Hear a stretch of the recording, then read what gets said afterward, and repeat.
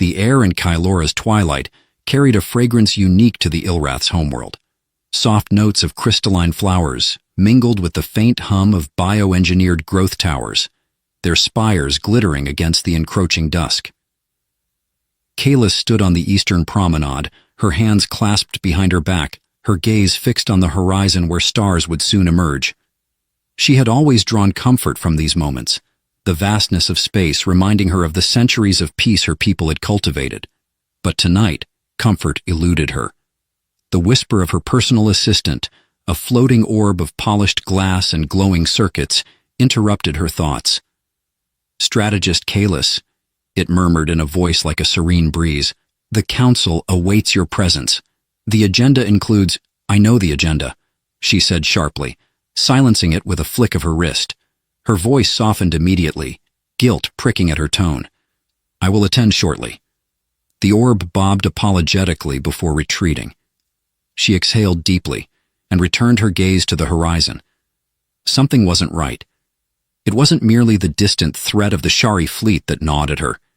It was a deeper unease, an instinct honed from years of delicate negotiations and perilous brinkmanship.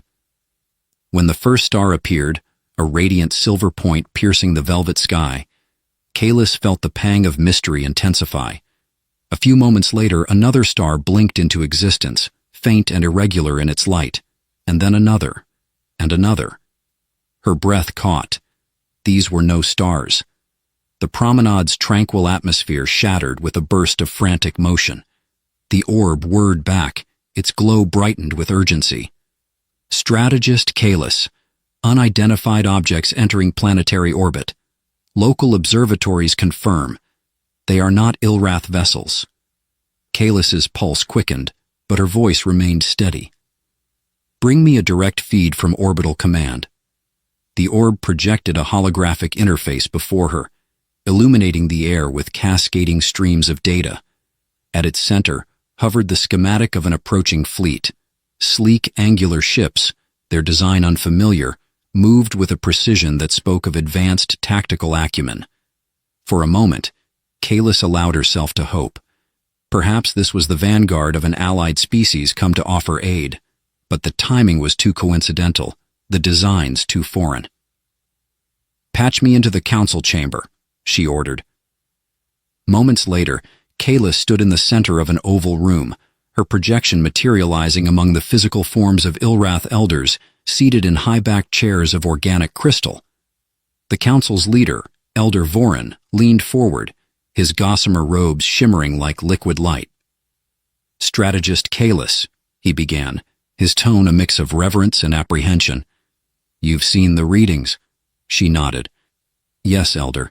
These ships are not Shari, but their intentions remain unclear." "They could be emissaries," suggested another elder, her voice trembling. "Perhaps they've come to negotiate." "Or opportunists," Kalis countered, her sharp gaze sweeping the room. "Taking advantage of our weakened position. Either way, we must proceed cautiously." A murmur rippled through the council. The room's golden light dimmed as the holographic fleet projection grew more detailed, revealing intricate patterns etched into the ship's hulls, designs that pulsed faintly, as though alive. One elder stood abruptly. "We cannot delay. If they are hostile, we must—" "Enough," Kalis interrupted, her voice commanding yet calm. "Speculation will not serve us. I will take the lead in contacting them. If they come in peace, we will welcome them. If not—" She let the sentence trail, her expression hardening. Before the council could respond, a sharp chime echoed in the chamber. The orb floating beside her emitted a rapid sequence of tones. "They are broadcasting," it announced, a singular message, audio and visual feed.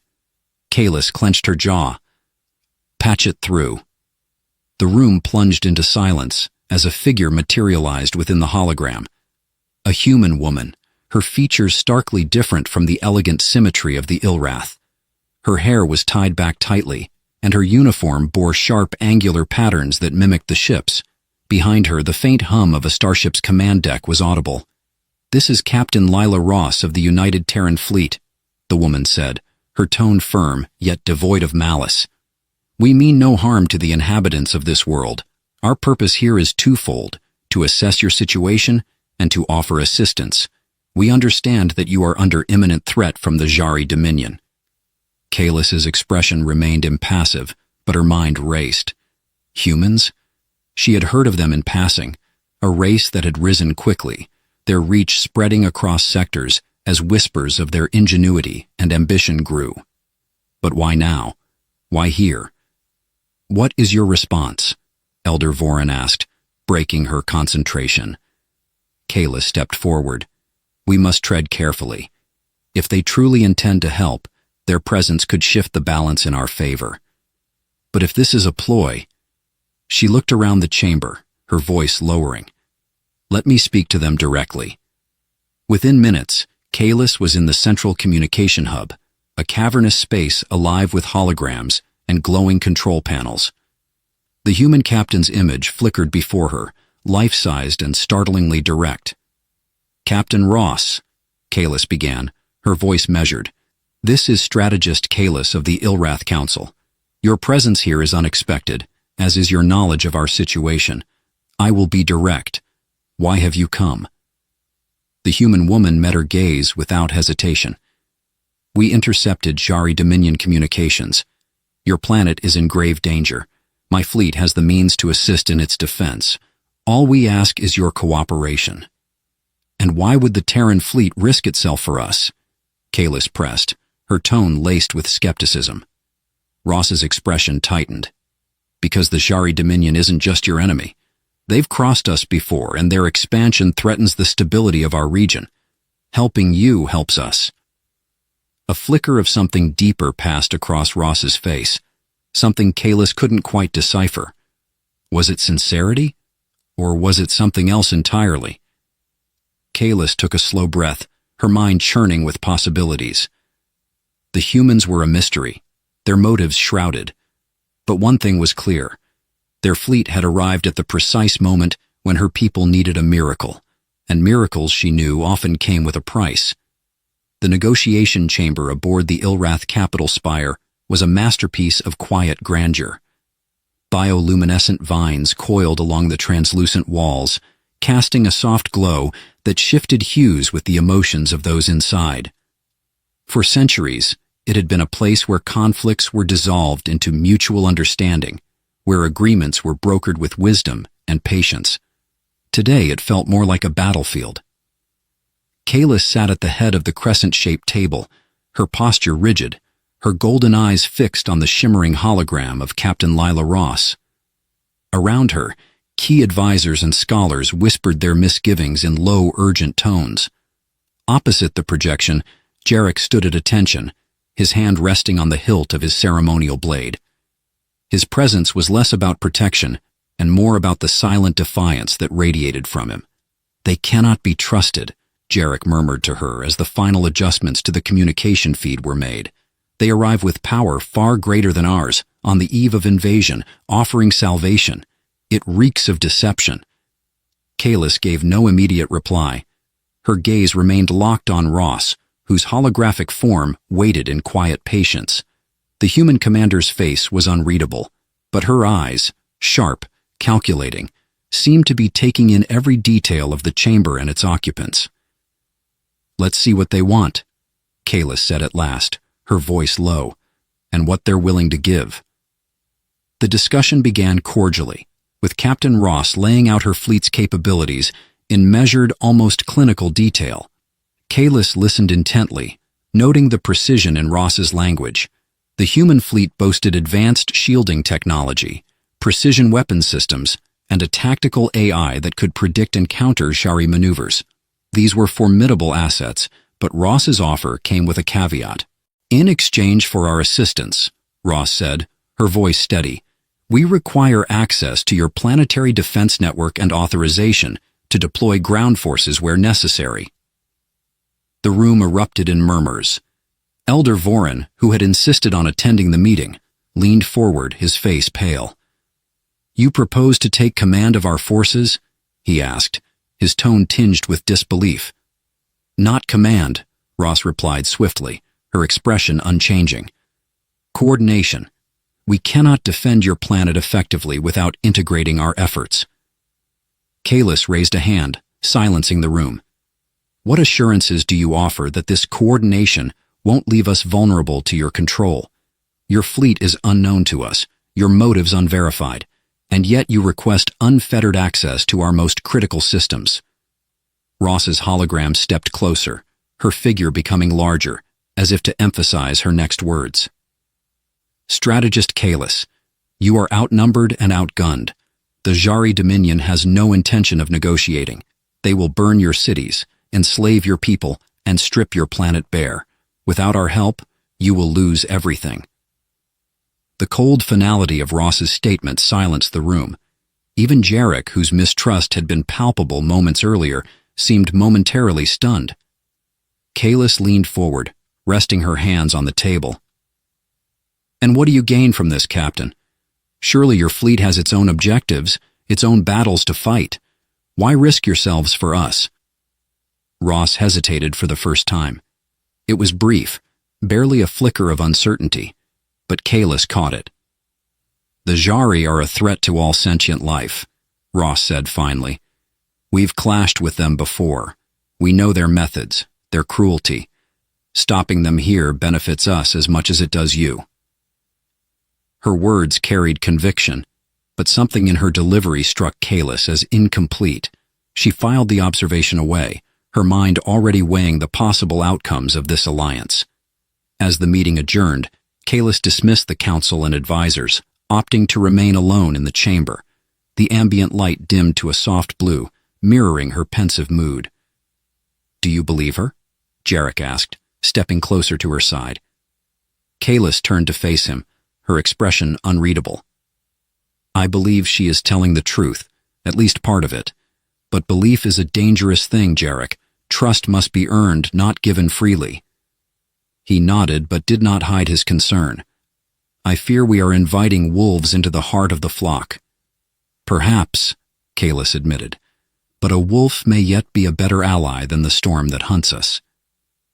Later that night, Kalis found herself drawn to the observation deck, a vast expanse of glass that overlooked the capital's luminous skyline. She often came here to think, to piece together the fragments of her thoughts into something cohesive. As she gazed at the stars, a quiet chime signaled the arrival of Sonara, the Ilrath scholar who had been studying the humans' technology since their arrival. "Strategist," Sonara said, bowing slightly, "I bring news from the analysis teams." Kalis gestured for her to continue. "Their technology is extraordinary," Sonara began, her voice filled with awe. "Their ships operate on principles we have theorized, but never achieved. Their shielding mechanisms, in particular, are almost impervious to Shari weaponry. And yet they offer it to us," Kalis mused, her tone skeptical. "Why?" Sonara hesitated. "There is something else, strategist. In one of the transmissions sent by their fleet, we detected a residual signature, an encoded fragment of their internal communications. It was unintentional, I believe." Kalis turned sharply. "What did it say?" "It was incomplete," Sonara admitted, "but the fragment referenced an Omega protocol. It is unclear what this means, but its presence suggests that their motives may be more complex than they've revealed." Kalis's mind churned with possibilities. The humans had brought hope, but also uncertainty.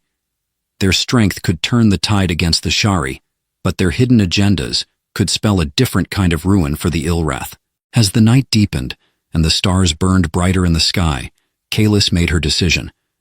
The humans would fight beside them, but she would not let her people's fate rest entirely in their hands. And as for Captain Ross, Kalis would uncover the truth behind her offer, no matter how deeply it was buried.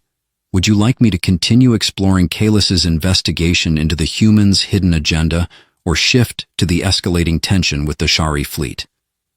The command chamber of the Kalorian Spire was alive with the hum of anxious activity. Vast projection panels displayed tactical readouts of the system, detailing the Shari fleet's relentless approach. Each passing moment brought them closer to Kalora's fragile defenses. Kalis stood at the center of the chaos, her mind honed to a razor's edge, though doubt flickered at its fringes. The uneasy alliance with the humans had shifted the balance of power, but not the lingering fear in the hearts of her people. Over the past days, the arrival of the human fleet had both bolstered the Ilrath's morale and fractured it. Whispers of distrust among her advisors were growing louder. Even Jarek, her ever-loyal protector, now seemed more shadow than shield, watching the humans with a wariness that mirrored her own. And then, the anomaly appeared. "Strategist Kalis," Sonara's voice crackled through the intercom. "You need to come to the observatory immediately." Kalis didn't hesitate, motioning for Jarek to follow. Together, they ascended to the observatory's peak, where Sonara stood hunched over a glowing console. A three-dimensional projection flickered above it, casting eerie shadows on the chamber's glass walls. "What is it?" Kalis asked, her tone sharp. Sonara gestured at the projection. "This." The image rotated slowly, revealing a fragment of debris drifting through the void. Its surface was jagged, scorched by energy burns that suggested recent conflict. But it wasn't the damage that made Kalis's breath catch. It was the unmistakable structure of the object, a design alien to the Ilrath and yet familiar. "This is human," Jarek said, his voice low and grim. Sonara nodded. "We intercepted its trajectory during routine scans. It's moving toward the system's outer edge, likely remnants from a battle." "A battle that the humans failed to mention," Kalis murmured. Her mind raced. The humans had spoken of clashes with the Shari Dominion, but their accounts had been vague, devoid of tangible detail. If this debris was evidence of one such conflict, what else had they hidden? And why would it be drifting so close to Ilrath space now? "Bring it aboard," Kalis ordered. Sonara hesitated. "Strategist, the object's energy readings are unstable. It could pose a risk." "Then minimize that risk," Kalis snapped, her patience thinning. "But I need to know what this is." Hours later, the fragment was secured within the Spire's research bay. Kalis stood beside Sonara as a team of scholars worked to decipher its secrets. The object, though partially destroyed, bore the hallmarks of advanced human engineering. Its surface was engraved with markings, symbols unlike any language Kalis had seen, yet they emanated a strange sense of purpose. "This isn't standard human design," Sonara whispered.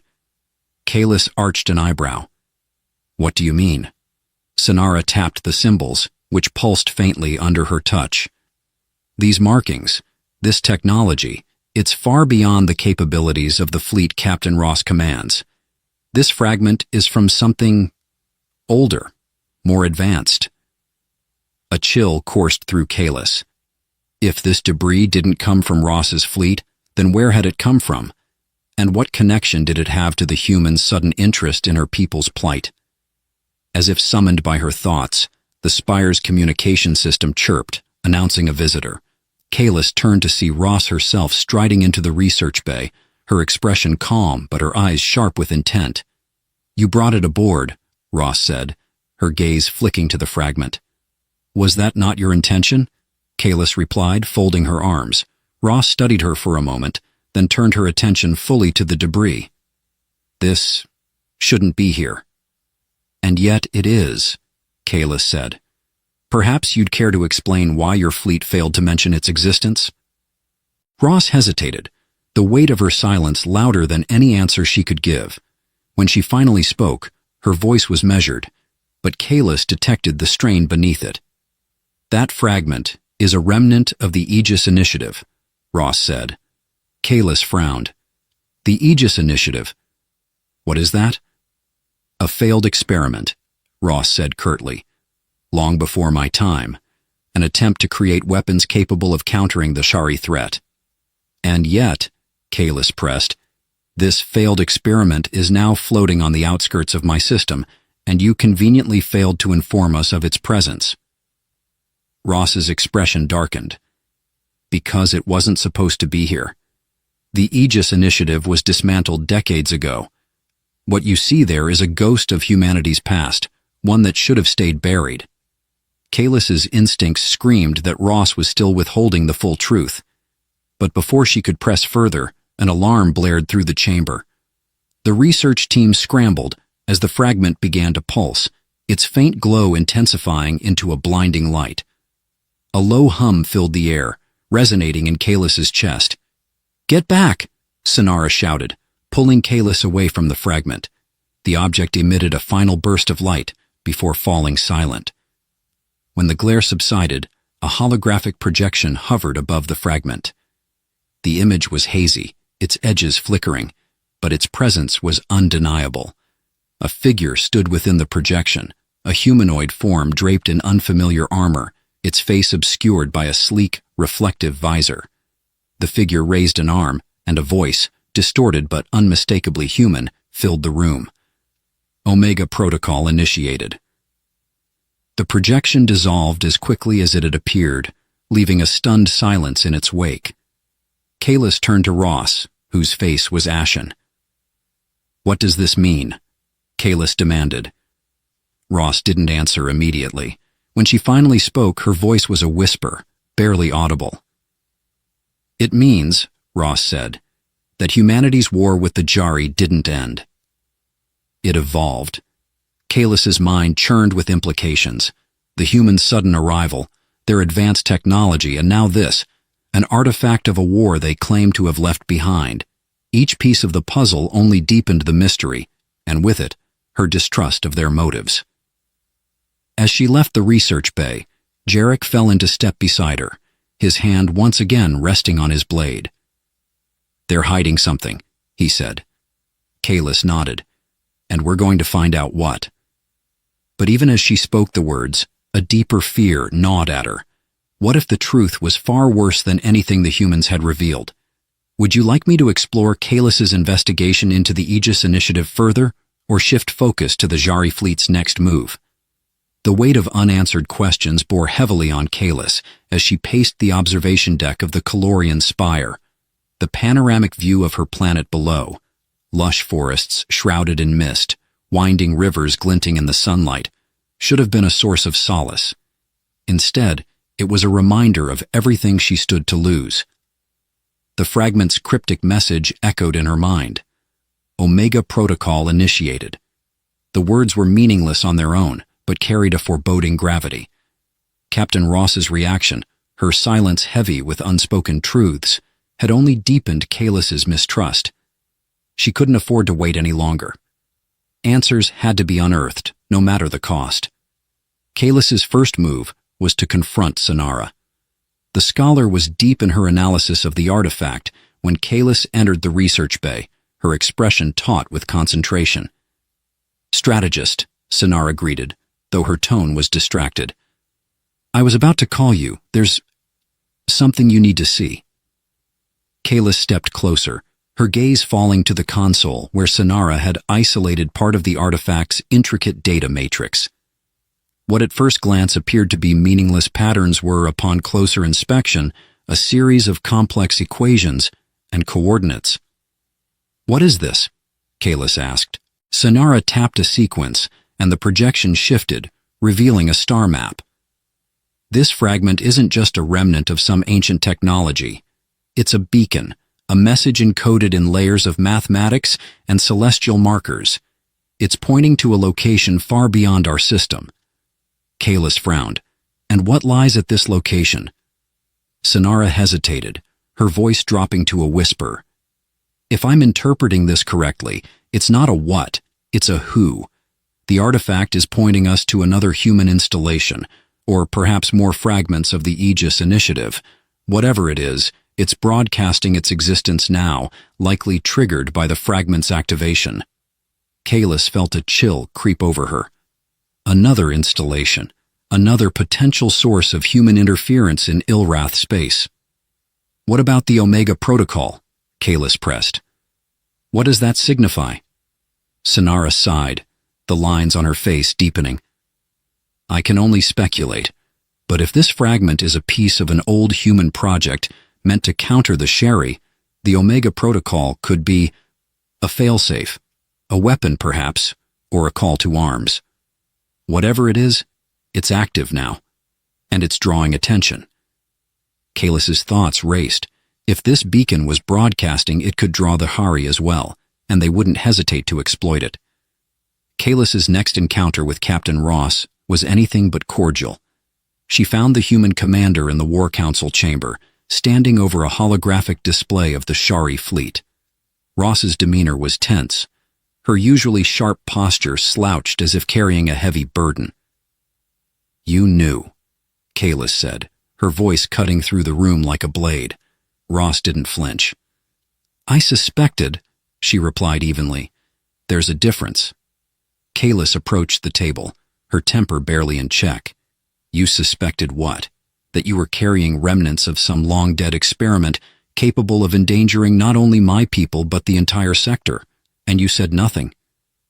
Ross's gaze hardened. "I said nothing because I didn't have confirmation. The Aegis Initiative was a black project, buried in secrecy even among my people. Its remnants are scattered and dangerous, half-forgotten relics of a desperate time. This fragment's activation was as much a surprise to me as it was to you." Kalis's anger burned, but beneath it was an inkling of understanding. She could see the weight of responsibility in Ross's eyes, the conflict between loyalty to her people and the demands of this fragile alliance. "And now?" Kalis asked, her voice softer but no less firm. "Now," Ross said, "we have to decide whether to follow the beacon or destroy the fragment." The War Council convened in haste. Ilrath scholars and human tacticians crowded the chamber, their discussions fraught with tension. At the center of it all was Kalis, caught between conflicting advice. Jarek, ever the voice of caution, argued against pursuing the beacon. "This is a distraction," he said. "The Shari are nearly upon us, and we're wasting time chasing human mysteries. We should focus on defending Kaelora." Sonara, however, was adamant. "If the beacon leads to a weapon or a technology capable of turning the tide, we cannot ignore it. The Shari will not stop with Kaelora. They will burn through every Ilrath colony until nothing remains." Ross remained quiet for most of the debate, but when Kalis turned to her, she finally spoke. "The beacon is a risk. I won't deny that. But if it holds even a fraction of the power the Aegis Initiative promised, it could be our best chance at survival." Kalis weighed their words carefully. The decision before her was monumental, and the stakes couldn't be higher. Pursuing the beacon could mean salvation or ruin. "Prepare a strike team," Kalis said at last, her voice steady. "We'll follow the beacon's signal." The journey to the beacon's coordinates took them to the edges of the system, where Kaelora's light was little more than a faint glow in the distance. The Spire's Resolve, a sleek Ilrath vessel modified with human technology, carried Kalis, Ross, Jarek, and a small crew toward the unknown. The destination was a barren moon, its surface scarred by ancient impacts. As the ship descended, the beacon's signal grew stronger, guiding them to a jagged canyon where the remnants of a human installation lay buried. The team disembarked, their boots crunching on the dusty surface. Kalis's heart pounded as they approached the structure, an imposing metal construct, partially collapsed but still emanating a faint energy pulse. Inside, the air was cold and still, the silence broken only by the hum of the beacon. The walls were lined with consoles, their displays flickering with indecipherable code. And then, they found it. At the center of the chamber was a cylindrical device, its surface etched with the same strange symbols as the fragment. It pulsed faintly, its light casting eerie shadows on the walls. Ross approached it cautiously, her hand hovering over the device. "This is it," she said, "the core of the Omega Protocol." "What does it do?" Kalis asked, her voice hushed. Ross hesitated. "I'm not sure, but if activated, it could—" Her words were cut off as the device surged with light, its energy filling the room. A deep, resonant voice echoed through the chamber. "Final sequence initiated. Omega Protocol will deploy in T-minus 72 hours. Kalis turned to Ross, her eyes wide. "What have you done?" Ross shook her head, her expression grim. "This isn't me. It's the protocol. It's begun." As the room fell into chaos, Kalis realized the truth. The answers she sought were here, but they came with a price. And now, the countdown had begun. The Spire's resolve trembled under the strain of its engines as it escaped the moon's gravity well, the countdown from the Omega Protocol ringing in Kalis's mind like the toll of a distant bell. The device, now a live entity of destructive potential, had been impossible to deactivate. The chamber's energy field had repelled all attempts to interface with it. Captain Ross, though familiar with the initiative's secrecy, admitted she lacked the means to halt its activation, and now they were racing against time. The Ilrath capital was in chaos upon Kalis's return. The Jari Dominion's main fleet had begun its approach, a massive phalanx of warships that eclipsed the horizon like a moving storm. Reports flooded in from every outpost. Kylora's planetary defenses were buckling, and the capital's shield generators were already failing under sustained bombardment. Kalis stood in the War Council chamber, her hands clenched around the edge of the command console. The holographic display of the battlefield flickered, overwhelmed by the sheer number of enemy vessels. Jarek was beside her, his face pale but resolute. Ross and Admiral Sloane had joined the council as well, the weight of the impending battle clear in their postures. Yet it wasn't just the Shari that troubled them. It was the protocol. "You mean to tell me," Kalis began, her voice sharp, "that the Omega Protocol will deploy no matter what we do? That we are at its mercy?" Ross nodded grimly. Its design was to act autonomously, beyond the reach of command. If the beacon triggered its activation, then the protocol has already judged this situation as dire enough to warrant its use. "And what is its use?" Jarek asked, frustration bleeding through his tone. "What does it do?" Ross exchanged a glance with Sloane before replying, "It's a weapon, but not like any you've seen. The protocol harnesses an energy pulse capable of destabilizing matter at a molecular level. It will obliterate anything within its radius, Shari, Ilrath, and humans alike." Kalis felt a cold dread seep into her chest. "And what is that radius?" Sloane answered, his voice heavy. "Half the system." The council erupted into heated debate. Some argued for evacuation, abandoning Kaelora to its fate and retreating to distant colonies. Others insisted on fighting to the last breath, trusting in their combined forces to hold the Jari at bay. Kalis, however, stood silent, her thoughts a maelstrom. The protocol was both a curse and a salvation, an uncontrollable force that could end the Jari threat, but at the cost of her people's world. As the argument swirled around her, Kalis's gaze fell on the map of Kaelora, its verdant landscapes now scarred by war. She thought of the countless lives depending on her, the generations who had cultivated this world with hope and perseverance. "Enough," she said, her voice cutting through the noise. The room fell silent, all eyes on her. "We cannot run," she said firmly. "Kaelora is not just our home. It is the heart of who we are. If we abandon it, we lose more than land. We lose our identity. But we also cannot sacrifice everything to a weapon we cannot control." She turned to Ross, her gaze steady. "There must be a way to channel the protocol's power, to use it without destroying ourselves." Ross hesitated, then nodded slowly. "There is one possibility. The device's energy can be directed, but it requires an anchor, a ship capable of withstanding the initial surge and guiding the pulse outward." "And this ship?" Kalis asked. Ross's expression was grave. "The Spire's resolve can be retrofitted for the task, but whoever pilots it will not survive." Kalis spent the next hours overseeing the retrofitting, the weight of her decision pressing down with every passing moment. Volunteers for the mission came forward, Jarek among them, but Kalis refused. She knew this was her burden to bear.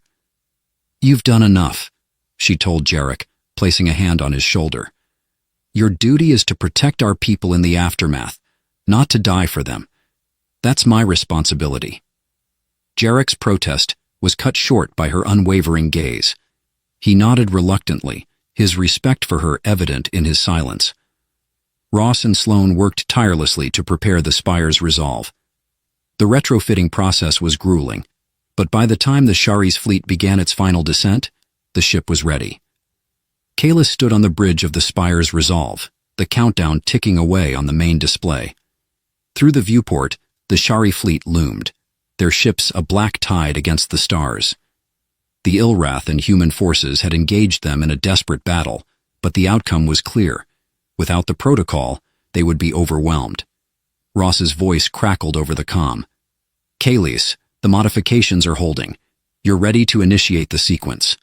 Kalis took a deep breath, her hands steady on the console. "Understood." As the protocol's core began to activate, the ship trembled, its systems straining under the immense energy surge. The countdown reached its final moments, and Kalis closed her eyes, her thoughts filled with the faces of her people. "Goodbye, Kalora," she whispered. The pulse erupted from the Spire's Resolve in a blinding wave of light, consuming the Shari fleet in an instant. Their ships disintegrated, reduced to particles in the void.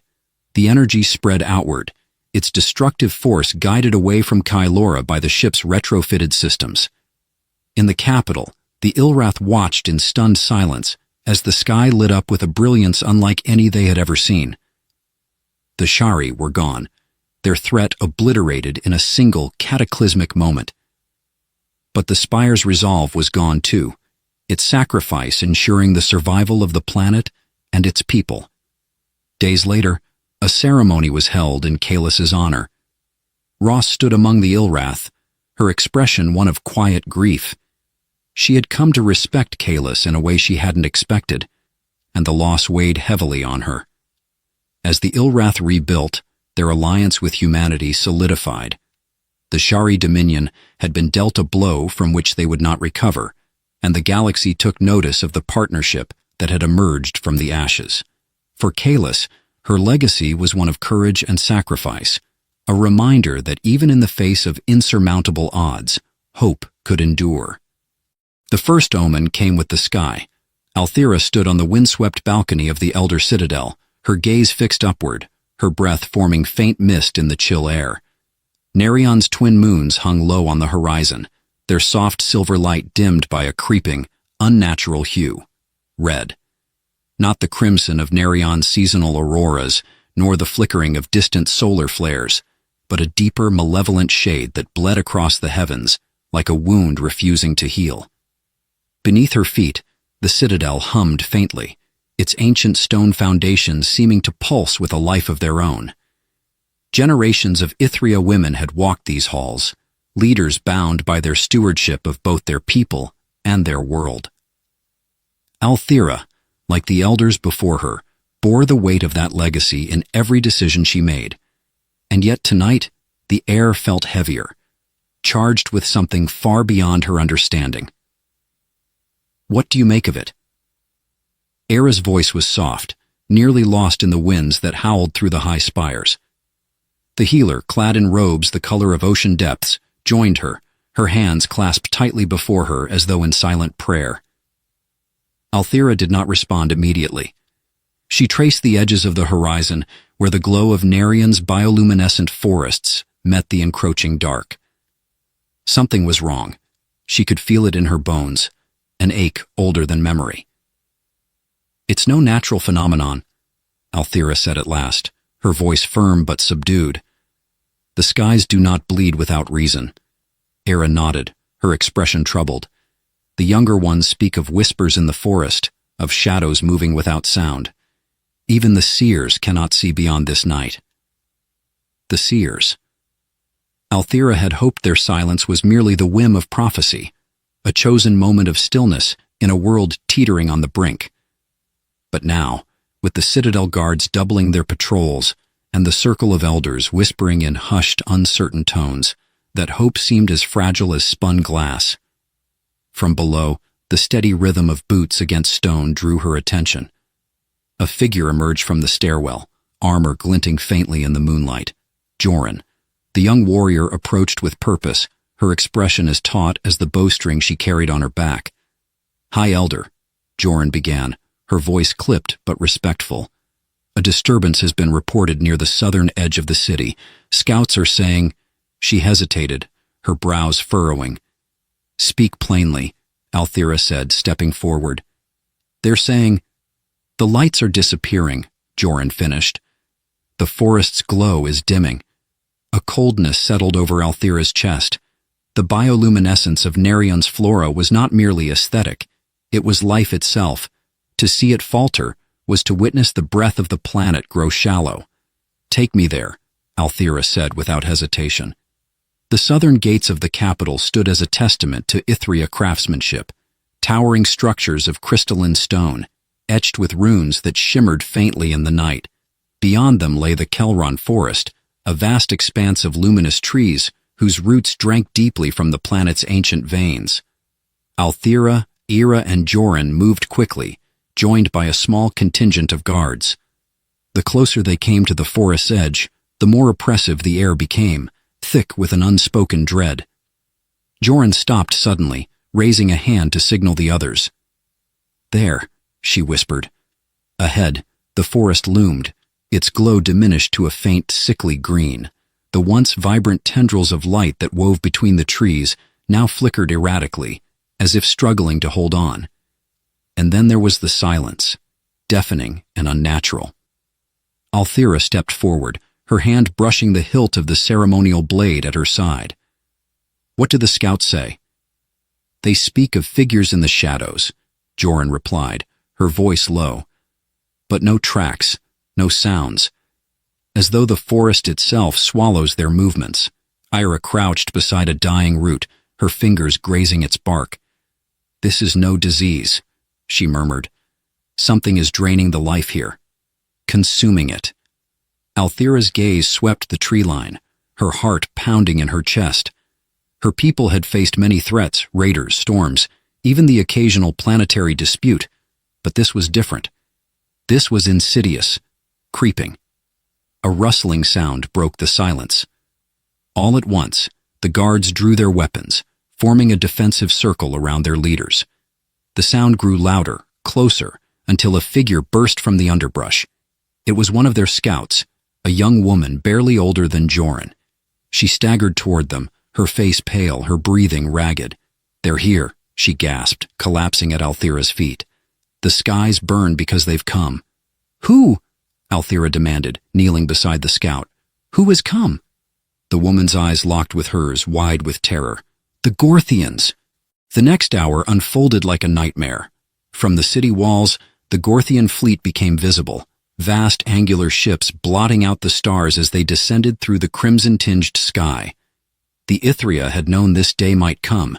They had heard the stories of other worlds, other peoples, enslaved and broken beneath the Gorthian Imperium's heel. But knowing and seeing were two different things. Within the citadel, the circle of elders convened in urgent session. The debate was fierce. Some argued for surrender, others for resistance.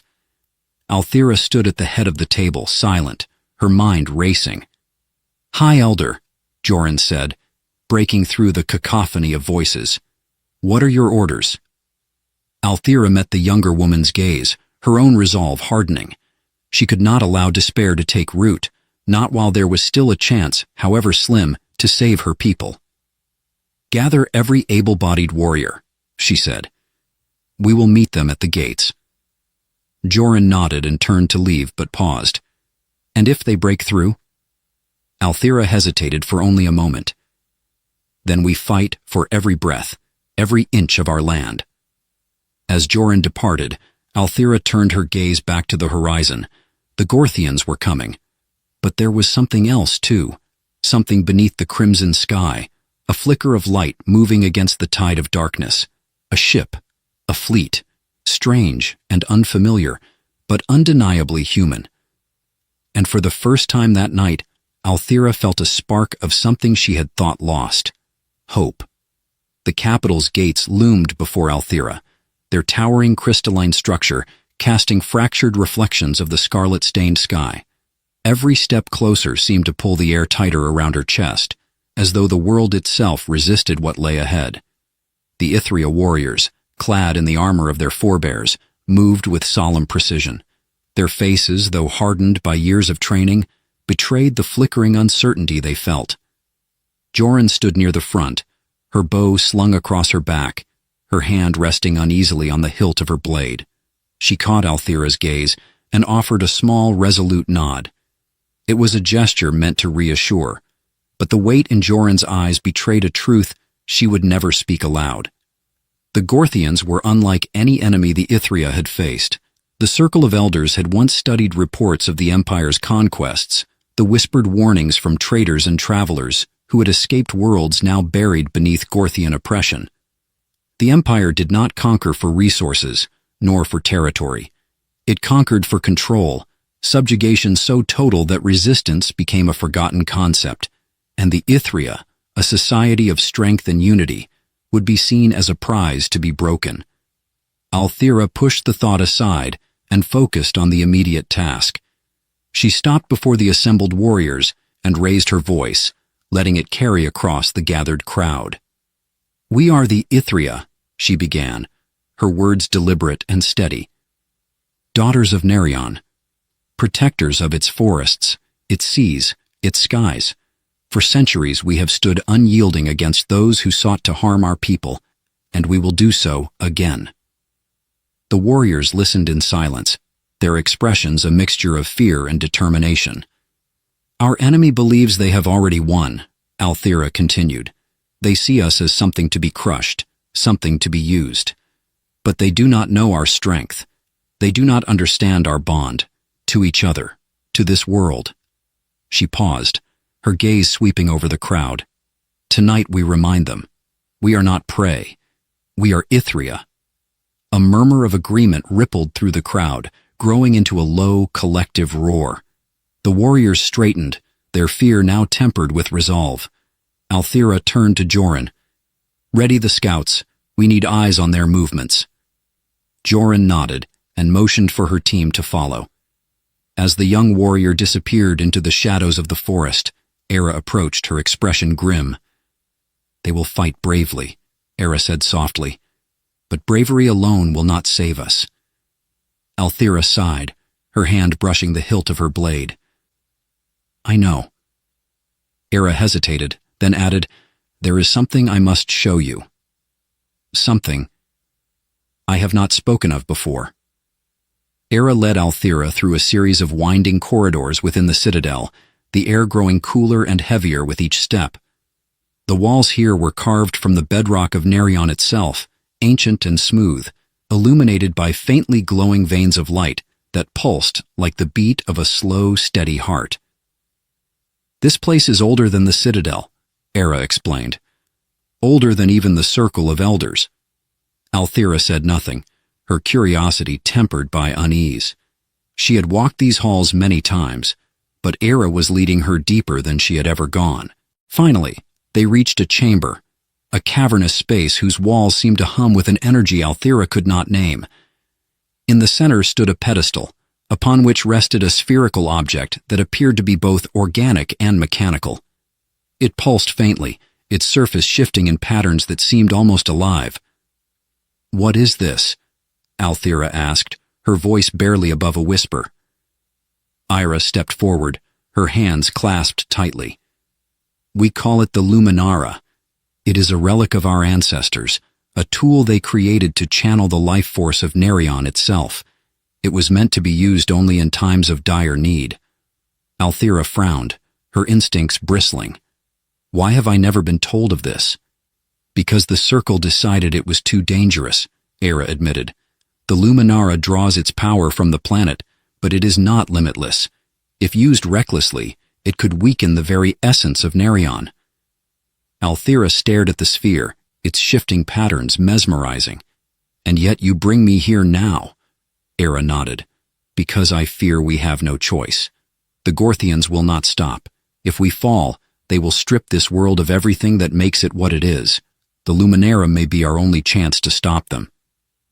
Althira felt the weight of the decision settle on her shoulders. To use such a weapon was to gamble with the very survival of her people, but to do nothing was to surrender them to certain enslavement. "I will consider it," she said at last, "but only as a last resort." Above, the skies grew darker. The Gorthian fleet descended, their ships blocking out the stars like predatory beasts circling their prey. From her vantage point atop the citadel, Althera watched as the first wave of enemy troops deployed. They moved with precision, their armor reflecting the eerie red glow of the sky. A sudden commotion drew her attention to the far side of the city. A small craft, sleek and unfamiliar, streaked through the air, pursued by a swarm of Gorthian fighters. Althera squinted, trying to make sense of the scene. The craft was unlike anything she had ever seen. Smaller and more agile than the Gorthian ships, its movements erratic but deliberate. As it approached the city, the craft suddenly veered, releasing a burst of energy that scattered the pursuing fighters. It then descended rapidly, disappearing into the outskirts of the capital. Althera's heart raced. Could this be the human fleet she had glimpsed earlier? Or was it something else entirely? She turned to Joran, who had just returned from her scouting mission. "Find that ship," Althera ordered, "and whoever is inside it, bring them to me." Joran nodded, already moving toward the city gates.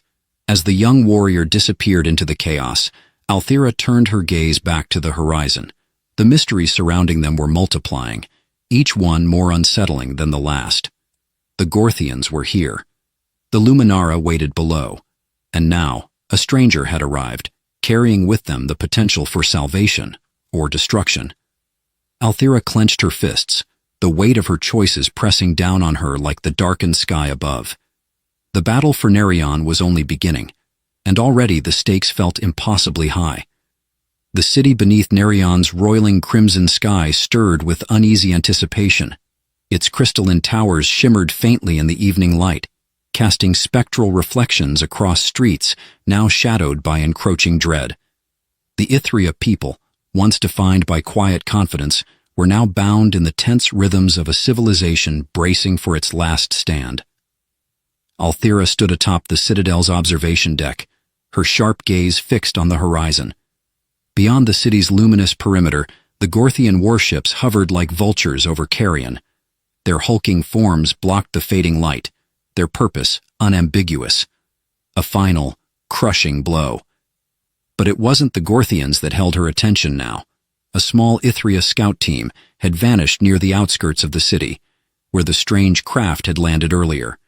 Joran led the mission herself, determined to uncover the mystery of the ship and its enigmatic occupants. Althera's instincts, honed through decades of service to her people, whispered of danger. "It could be a trap," said Ira, her voice steady but laced with concern. She stood beside Althera, her soft, luminous robes a stark contrast to the jagged tension in the air. "Or salvation," Althera replied, her tone measured. Ira hesitated, then said, "I fear salvation rarely arrives untainted. The universe seldom grants us clean choices." Althera didn't answer.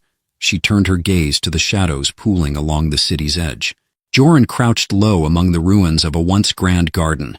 The flora here had withered under the weight of the Gorthian siege, their vibrant hues dulled to ash and gray. Around her, the other scouts moved silently, their footfalls muffled by years of training. They had followed the faint trail left by the unidentified craft, its erratic descent marked by scorched earth and shattered structures. The trail ended abruptly near a derelict Ithria spire, its jagged remains piercing the air like a broken spear. The young warrior signaled her team to fan out, her sharp eyes scanning for movement. The air was heavy, oppressive, carrying a faint metallic tang that set her nerves on edge. Then she saw it, a faint shimmer like heat rising from the ground. It flickered for an instant before resolving into a figure. "Hold," Joran commanded, raising a hand to stop her team. The figure stepped forward, and Joran's breath caught. It was a human, though unlike any she had imagined. Clad in sleek, dark armor that seemed to absorb the faint light around it, the figure moved with calculated precision. A helmet obscured its face, but the figure raised empty hands, a gesture of peace or calculated deception. Joran's grip on her blade tightened. "Who are you?" The figure paused, as if weighing its response. Then, in a voice that was calm yet oddly dissonant, it said, "I am Captain Rhea Martell of the Terran Coalition. I come as an ally." Joran narrowed her eyes. An ally would not arrive unannounced in a war zone. Martel tilted her head slightly. Circumstances forced my hand. I had no choice but to land. My crew and I bring intelligence critical to your survival. Your survival is not yet assured, Joran retorted. Martel's helmet retracted, revealing a face that was both striking and weathered, her eyes sharp and calculating. I need to speak to your leaders. The Gorthians are not just here for conquest. They've discovered something on your planet, something they cannot be allowed to claim. Before Joran could respond, a distant rumble shook the ground beneath them. Both women turned toward the sound, the distant horizon alight with fiery destruction. At the citadel, Althera felt the tremor before the warning chimes echoed through the chambers. The Gorthians had launched a surprise assault, targeting the city's eastern quadrant. Crystalline defenses flared, casting dazzling beams of light skyward as Ithria warriors mobilized in swift, practiced formations. Aera stood beside Althera, her expression dark. They've grown impatient. They sense our uncertainty, Althera replied grimly. We must hold the line. The council hall erupted into chaos as messages flooded in. Reports of civilian casualties, breached defenses, and the Gorthians' new weapon, a devastating energy cannon that tore through Ithria shields with ease, poured in. As Althera issued commands, she felt a presence behind her. Turning, she saw Joran, accompanied by the human stranger. Who is this? Althera demanded, her eyes narrowing. Captain Rhea Martel, the human said, stepping forward.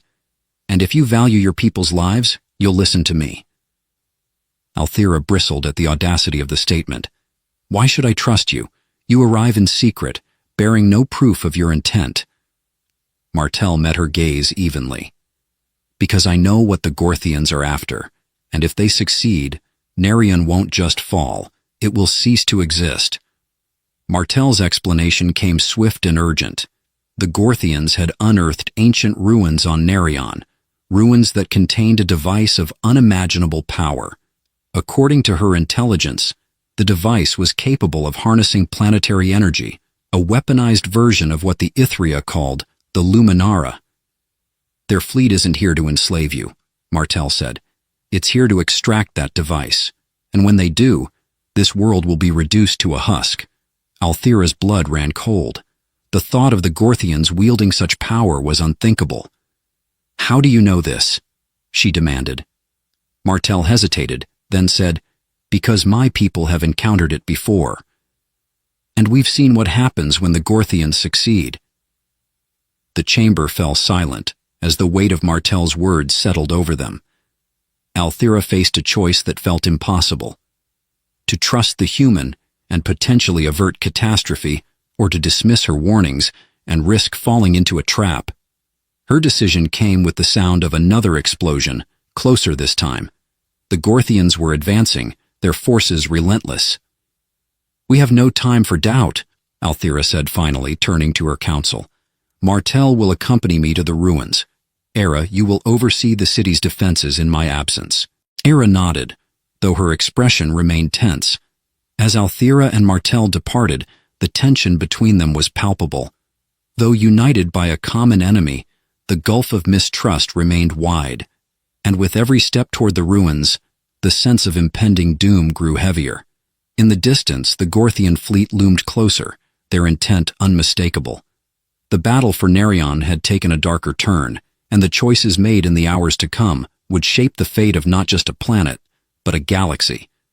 The descent into Nerion's scarred underbelly was silent, but for the muffled crunch of broken crystal beneath their boots.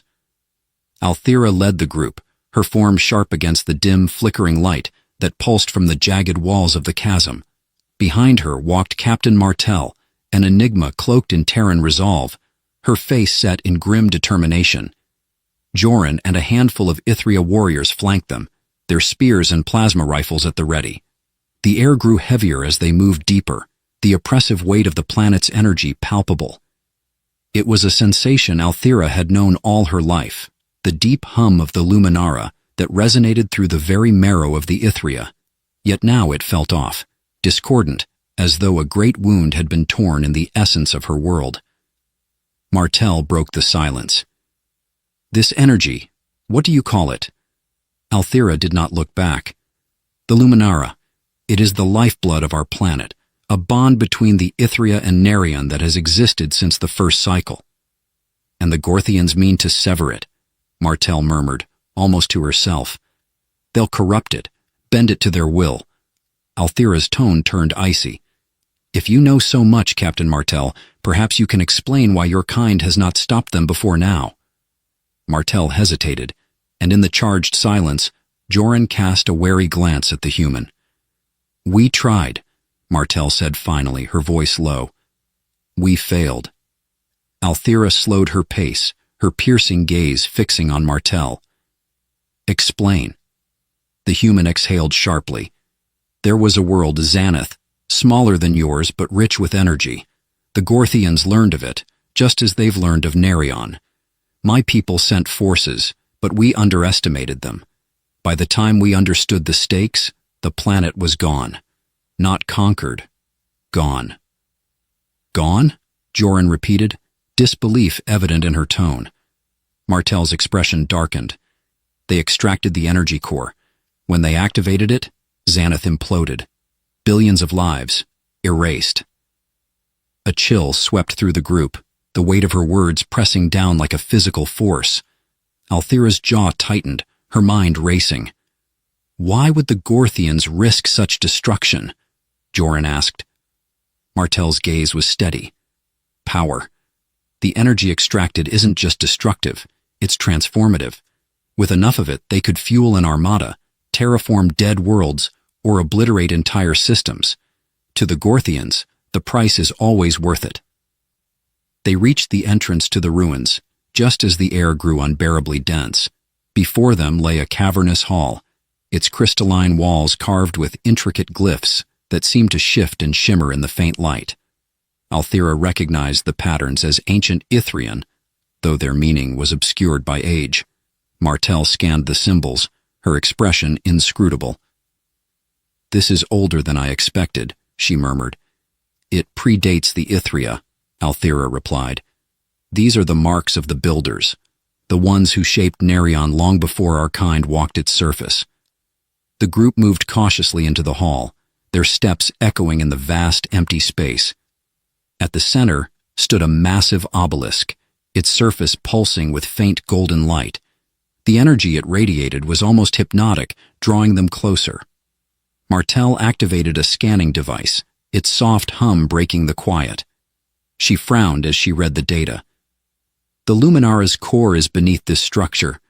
The Gorthians must have breached it already." Althera stepped forward, her hand brushing against the obelisk's cool surface. She felt a faint pulse beneath her palm, like the heartbeat of a dying creature. "They haven't taken it yet," she said, "but they will soon." A sudden tremor shook the ground, and the group instinctively reached for their weapons. From the shadows emerged a figure clad in heavy Gorthian armor, its jagged design radiating menace. The warrior's helmet retracted, revealing General Varkus's scarred visage. "You've come far, Ithria," Varkus said, his voice a growl. "But not far enough." Althera raised her spear, her stance unwavering. "You will not take what belongs to Nerion." Varkus chuckled darkly. "It is not your decision to make.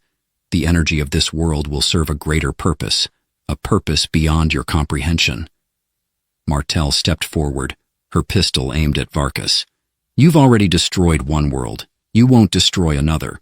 Varkus's gaze shifted to her, his expression unreadable. "Ah, the Terran interloper. How predictable. You failed on Xanath. Do you think this time will be any different?" The tension in the room was suffocating. Varkus signaled, and from the shadows emerged a squad of Gorthian soldiers, their weapons trained on the group. Outnumbered and outgunned, Althera faced the impossible. The Gorthians were too close to the Luminara core, and any attempt to fight them here would risk catastrophic damage. Yet retreat meant surrendering the planet's heart to their enemy. Martel's voice broke through her thoughts. "We can't let them activate it. If they extract the core, everything ends." There's another way, Althea said slowly, her mind racing. The group turned to her, confusion and desperation etched on their faces. If the core is destroyed, she continued, the Luminara will scatter. The energy will become inert, useless to the Gorthians. Joran's eyes widened. Destroy it? Althea, the Luminara is Nerion. Without it, Nerion will survive, Althea interrupted. It will endure. But only if we act now. Martel met her gaze, understanding the weight of the decision. If you're sure, we'll back you. Althea turned to the obelisk, her hand steady as she activated the ancient mechanism embedded within. The structure groaned and shifted, revealing a crystalline chamber at its center. The core pulsed within, its light growing brighter as the Gorthians closed in. Varkas shouted a command, and the Gorthian soldiers advanced. Hold them back, Althea ordered, her voice firm. Martel and Joran sprang into action, their weapons blazing as they engaged the enemy. The air filled with the sounds of battle, plasma bursts, the clash of blades, and the guttural cries of the wounded. Althea focused on the core, her hands moving swiftly over the controls. The ancient glyphs glowed in response, their patterns shifting as the chamber began to hum. Althea, hurry! Joran called, her voice strained. The obelisk trembled as the core's light grew blinding. Althea's heart pounded, but her resolve remained unshaken. With a final command, the core released a surge of energy, its golden light washing over the room in a wave of raw power. The Gorthians faltered, their armor sparking as the energy overwhelmed their systems. Varkas roared in frustration, but his voice was drowned out by the core's crescendo. Althea braced herself, her eyes meeting Martel's in a fleeting moment of shared determination. Then the light consumed them all. The light faded, leaving a stillness that seemed eternal. Althea opened her eyes, expecting darkness, but instead, she saw the faint glow of the crystalline chamber around her. The obelisk stood shattered, its fragments scattered across the floor like fallen stars. The air was thick with the scent of scorched stone and the lingering hum of dissipated energy. For a moment, she felt nothing but silence, a silence so profound it felt like the end of all things. Then she heard a voice. Althea. She turned to see Joran kneeling nearby, her face streaked with soot, but alive. Beyond her stood Captain Martel, battered but resolute, helping a limping soldier to his feet. It worked, Martel said, her voice hoarse but filled with quiet triumph. The core, it's gone. They can't use it now. Althea's chest tightened as the enormity of the moment struck her.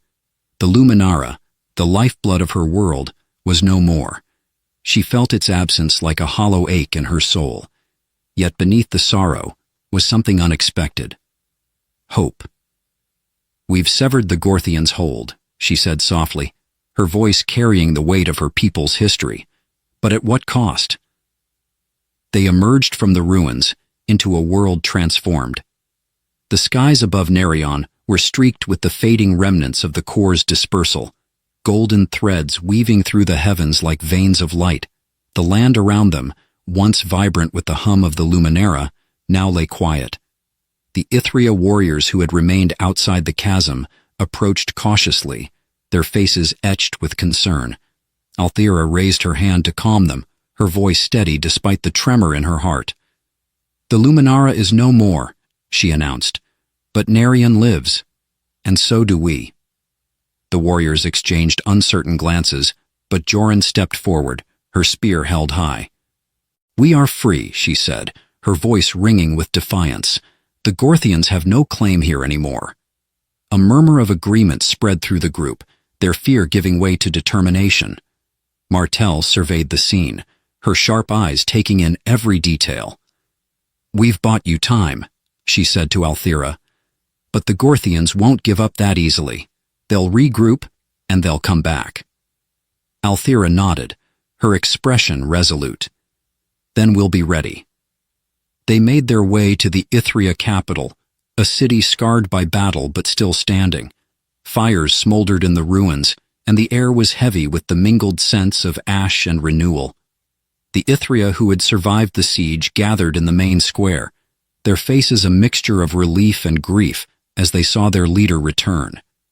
Ira, the spiritual healer, emerged from the crowd, her hands glowing faintly as she tended to the wounded. Her gaze met Althira's, and in that moment, no words were needed. "Many were lost," Ira said quietly as they walked among the survivors. "But many remain. The Ithria endure." Martel followed closely, her human soldiers blending into the crowd. Despite the language barrier, there was a quiet camaraderie between the two groups, a shared understanding born of bloodshed and sacrifice. As they reached the center of the square, Althira turned to face her people. "This is not the end," she said, her voice carrying over the hushed crowd. "The Luminara is gone, but Nerion remains. We are still Ithria. We are still strong, and we will rise from this." A ripple of determination spread through the gathered Ithria, their eyes shining with resolve. Later that evening, Althira and Martel stood on a high balcony overlooking the city. The stars above seemed brighter now, unshrouded by the energy of the Luminara. "You've changed the course of our world," Althira said, her tone contemplative. "And perhaps your own." Martel leaned against the railing, her expression thoughtful. "We didn't come here expecting to find allies, but I think that's exactly what we've found." Althira studied her, the human's quiet strength a contrast to the fiery determination she had shown in battle. "Our people are very different," Althira said, "but perhaps that difference is our strength." Martel nodded. "The Gorthians won't stop with Nerion. They'll keep expanding, keep destroying. If we stand together, we might have a chance to stop them." Althira extended her hand, a gesture of unity. "Then let us begin." Martel clasped her hand, a solemn promise passing between them. As the first light of morning broke over Nerion, the city began to stir. The Ithria worked side by side with the human soldiers, rebuilding walls, tending to the wounded, and forging new bonds. Joran stood with Lieutenant Callum Hayes, their conversation a blend of halting words and gestures as they exchanged stories of their worlds. Nearby, Era guided a group of Ithria healers as they shared their knowledge with the human medics. Althira watched it all from the balcony, her heart heavy yet hopeful. The loss of the Luminara was a wound that would never fully heal, but in its absence, she saw the seeds of something new, something that could grow stronger than what had been before. Martel joined her, her gaze fixed on the horizon. "Do you think they're ready for what's coming?" she asked. Althira's lips curved into a faint smile. "They will be, and so will we." Together they watched as the sun rose higher, its golden light bathing the city in warmth. It was a new day for Nerion, a day born of sacrifice, struggle, and the unbreakable will of those who refused to be conquered. In the distance, the stars seemed to shimmer with quiet promise, the first whispers of a larger battle yet to come. But for now, there was peace. For now, there was hope.